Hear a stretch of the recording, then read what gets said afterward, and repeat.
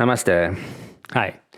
Another way to approaching the Kapotasana is to open the thoracic spine to its full potential before releasing the lower back and the neck. So for today, let me teach you that drill. In the practice of the kneeling back bend Kapotasana. This one.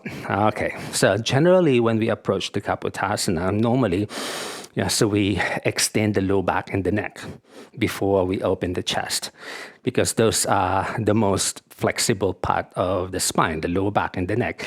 They are looser and then they're more flexible, and then the thoracic happens the last.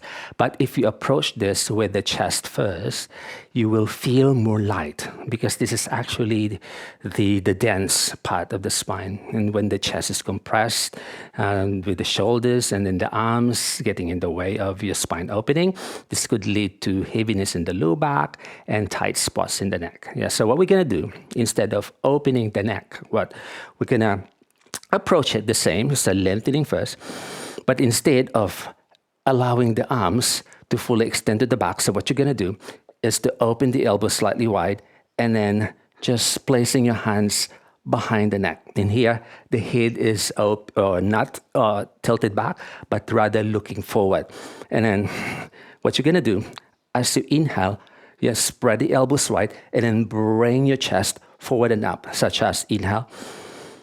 Good. And then adjusting the elbows up and back, and then repeat the process. So inhalation, up and back, exhale. In here, see, I'm not opening the neck yet. I keep the neck neutral. Inhaling, extending the shoulders forward, up and back. Exhale, inhale, exhale, and then you will feel it. Like you're going to feel your chest is actually open, and then the shoulder blades provide that cushion, and there's no strain in the neck. And then you can breathe, and that's very important in the practice of back bend. You should be able to breathe fully. Good. Let's repeat the process. Breathing in. You can even allow your head to rest on your arms like this while you're recovering, rubbing the shoulder blades up, forward and back. And then here you can use your hands to catch the head. Repeat the process, open, up and back, and then here you can already extend the neck. And then probably at this stage, you can see your feet already, and then you just progress by placing your hands down the heels. And then the beauty of this one is because the shoulder blades are under, it provides that cushion, and then the arms can actually roll underneath your chest, and then that will assist you in reaching for your heels lighter.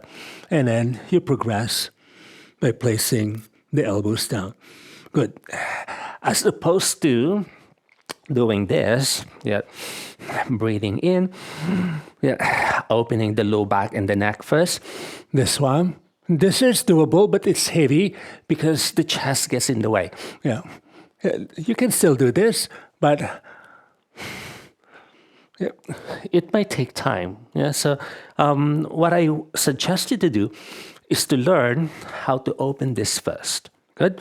So in application, so like the elbows go wide, and then here, and then what you're going to do next, inhale, and then adjusting the shoulders forward, up and back, exhale, breathing in. Let me angle to the back.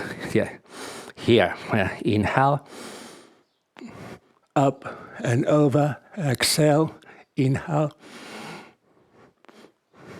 and then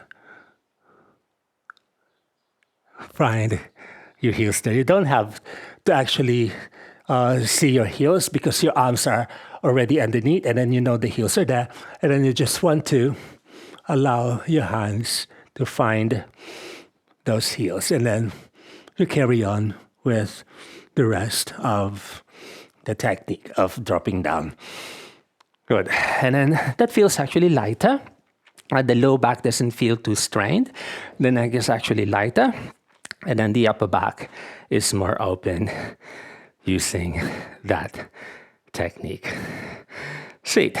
So try that in conjunction with the many techniques I shared with you about this kneeling back bend. And then find a lighter technique for your structure.